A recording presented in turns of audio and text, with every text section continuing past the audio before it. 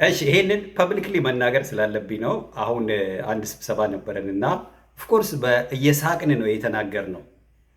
ግን ያው እያነበው እስክስታ የሚባለውን እንትን ስለምታስታውሱ ምናልባት የሚያዳምጥ እንዳለ ስለማወቅ ነው የምናገረው። ከብዙ ወጣቶች ጋር የተነጋገርኩ ነበረና በቴሌግራም ግሩፓችን ግን ሪሊ መናገር ፈለግኩ ፐብሊክሊ።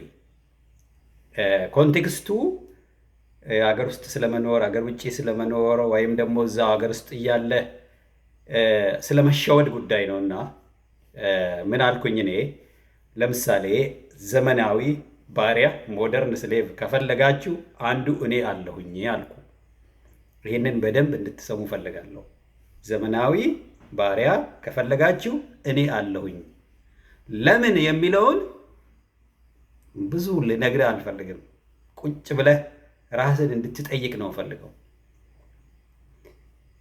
እና እዚህ ውጪ ስለመጣው ከኢትዮጵያ ስለወጣው እንዳይመስላችሁ ባርነቱ የመጣው እዛው ኢትዮጵያ እያለሁም ራሱ ዘመናዊ ባሪያ ነበርኩኝ። ምንድነው ባርነት ብለህ ራስን ደግሞ እንደገና እንድትጠይቅ ነው። ድሮ የነበረው ባርነትን ስናስብ አልኖርነውም። በቪዲዮ በምናምን በተለያየ መንገድ ያየነው ምንድን ነው? ሰዎች ሰውን ገዝተው ሸጠው ለውጠው እንደ ዕቃ አውጥተው ሸጠዋቸው ከአንድ ሀገር ወደ ሌላ ሀገር እግራቸውን አስረው ምናምን እንደፈለጋቸው አድርገው ከእንስሳት ባነሰ ሁኔታ ነው የምናውቀው። ዘመናዊውስ ምንድን ነው ነው? አሁንም ይሄን ለማወቅ ዲክሽነሪ ጋር የምትሄድ ከሆነ ለምትሸወድ ነው ማለት ነው። እንደዚህ ነው እኛ እየተታለልን ያለ ነው። የሆነ ጥያቄ ሲኖረን ጥያቄውን ከሆነ መጽሐፍ ውስጥ ለማግኘት የሆነ ሰው እንዲመልስልን ማድረግ ስንፈልግ ቁጭ ብለን ራሳችን አስበን አስተውለን ራሳችንን ያለንበትን ሁኔታ፣ ሀገራችን ያለችበትን ሁኔታ፣ ህዝባችን ያለንበትን ሁኔታ አይተን ምን ያህል እንተባበራለን፣ ምን ያህል አብረን እንሰራለን፣ ምን ያህል ቀናችንን በበጎ ዓላማ እናሳልፋለን ብለን ራሳችንን ከመጠየቅ ይልቅ ዘመናዊ ባርነት ምንድን ነው የሚለውን ወይ ከኤአይ መጠየቅ እንፈልጋለን ወይ ከመጽሐፍት ለመመለስ እንፈልጋለን። ይሄን የተሳሳተ መልስ እናገኛለን ማለት ነው። እና እኔ ዘመናዊ ባርነትን የገለጽኩበትን በደንብ አዳምጠኝ ወይም አዳምጪኝ ማለት ነው። ዶን ጃምፕ ለምንድን ነው የሚባለው? የሆነ ኮንክሉድ ለማድረግ አትሩጪ፣ አዳምጪኝ። ዘመናዊ ባሪያ ማለት አገር ውስጥ ስላለህ ከሀገር ውጭ ስላለህ ነጭ ስለሆንክ ጥቁር ስለሆንክ የተማርክ ስለሆንክ ያልተማርሽ ጉዳይ ጋር አይገናኝም። አንድ መሰረታዊ ጥያቄ ልጠይቅሽ። ኢትዮጵያ 130 ሚሊዮን ህዝብ አላት አይደል? ምን ያህል ነው የምንተባበረው? አብረሽ ከተማርሻቸው አንድ ትምህርት ቤት ከተማርሻቸው ሰዎች ጀምሪ። ከአንደኛ ክፍል እስከ 12 አብረሽ የተማርሻቸው ሰዎች ጋር ምን ያህል ትተባበሪያለሽ? በትምህርት ቤትሽ ጉዳይ አብረሽ ያደግሽውን የአካባቢሽ ሰዎች ያዥልኝ። ከአካባቢሽ ሰዎች ጋር ምን ያህል ተባብረሽ ነው ያን አካባቢ እየቀየርሽ ያለሽው እየቀየርክ ያለኸው? ኦኬ። አብረህ አንድ ቤተክርስቲያን ከምትሄደው ወይም አንድ መስጊድ ከምትሄደው ሰዎች ጋር ደግሞ ድጋሚ ልጠይቅህ፣ ምን ያህል ተባብረህ ነው ያን አካባቢ ያንን እየቀየርክ ያለኸው የተሻለ እያረክ ያለኸው? በሌላ ጥያቄ ልጠይቅህ፣ አብረህ ከተወለድከው የእናትና የአባት ልጆች ጋር ልጠይቅህ፣ ምን ያህል ጠንካራ ስራ በትብብር ትሰራላችሁ? ትተማመናላችሁ ወይ? ትቀራረባላችሁ ወይ? አንዱ ለአንዱ በችግር ጊዜ ይደርሳል ወይ? ሁለተኛ ነገር አንተ ከራስህ ጋር እንኳን 24 ሰዓት ብትኖር ምን ያህል ነው 24 ሰዓቷን ለትልቅ የህይወት ዓላማ ለሀገሬ ለቤተሰብ ለምትጠቀመው? ዘመናዊ ባርነት ማለት እነኝን እድሎች ማባከን ማለት ነው ባጭሩ።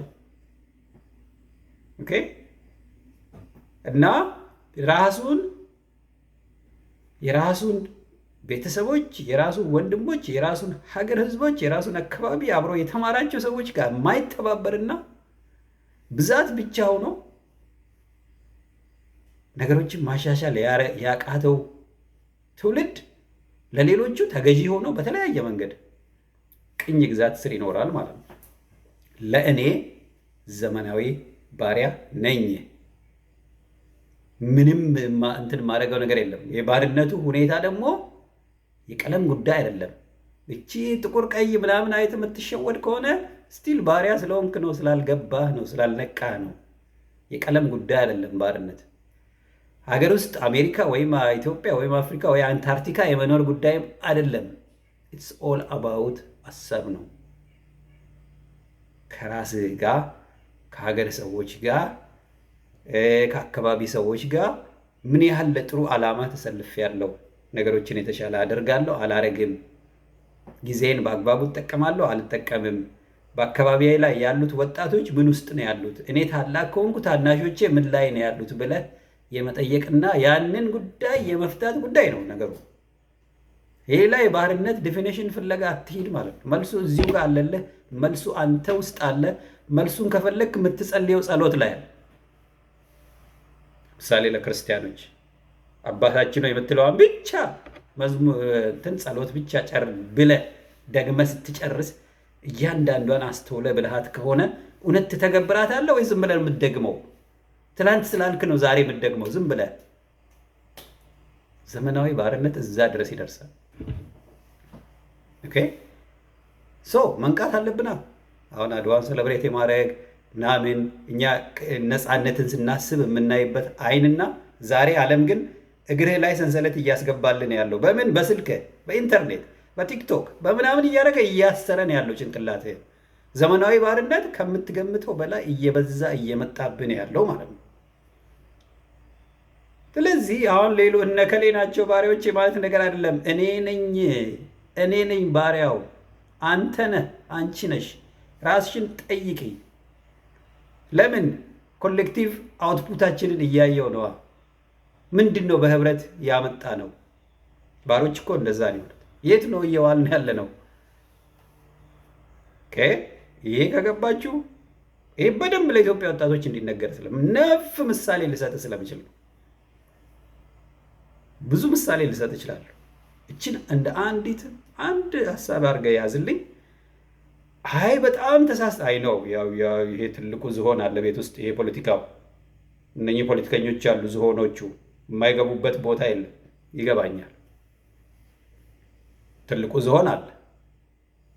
እሱ ጋር እያያዘ ብዙ ነገር ልትነግረኝ እንደምትችል አውቃለሁ።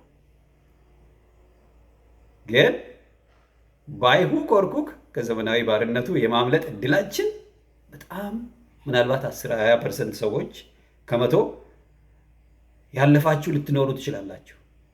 እኔ ጉዳይ የ80% ጉዳይ ነው። እኔ ከ80% አንዱ ስለሆንኩ ማለት ነው። ምናልባት እኔ ዘመናዊ ባሪያ አይደለሁም ብለህ ኦነስት ሆነ አስበህ ወር ዋትኤቨር ግልጽ የሆነ መልስ ይኖር ይሆናል። በጣም ደስ ይለኛል እንደዛ ስለሆንክ። እንዳንተ ለመሆን ነው የኔ ጉጉት።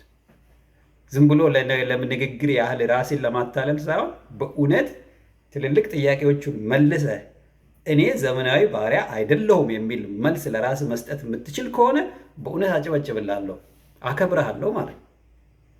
እውነት ግን ለአከብርህ የሚያስችል ነገር አለ? ይሄ ራሳችሁ እንድትጠይቁ ነው የኢትዮጵያ ቤተሰቦች። እና አይሆፕ ቅድም የነበረውን ውይይት ኢንሃንስ ያደርገዋል። እና እዛ ውይይት ውስጥ የነበራችሁ ራሳችሁን ጠይቁ። ዘመናዊ ባሪያ ነህ ወይስ አይደለህም? ያዝልኝ። ይሄንን ዘመናዊ ነው ያልኩት ወቁ። ዘመናዊ የምትለዋ ላይ በደንብ አስምሩልኝ። ጉዳዩ ከባርነቱ ሌላ ቃልም ልሰጠው ትችላለህ።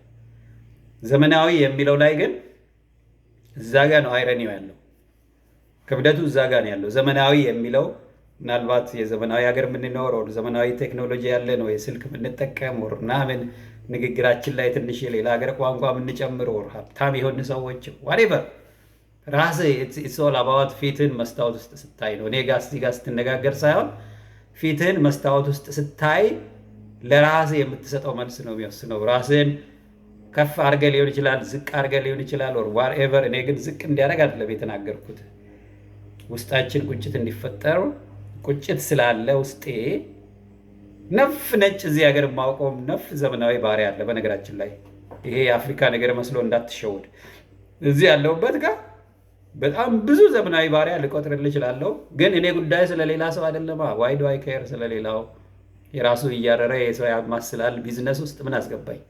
የኢትዮጵያ አባቶች ቀድሞ ነግረውኛል እኮ የራስህ እያረረ የሰው አታማስል ተብሎ ገና ድሮ ተነግሯል እኮ።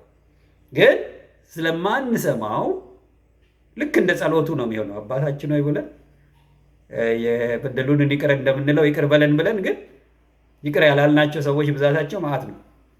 እንደዚህ ነው ላይክ ንግግርና ተግባር ማች ያላደርግልም ማለት ነው። ኤኒዌይስ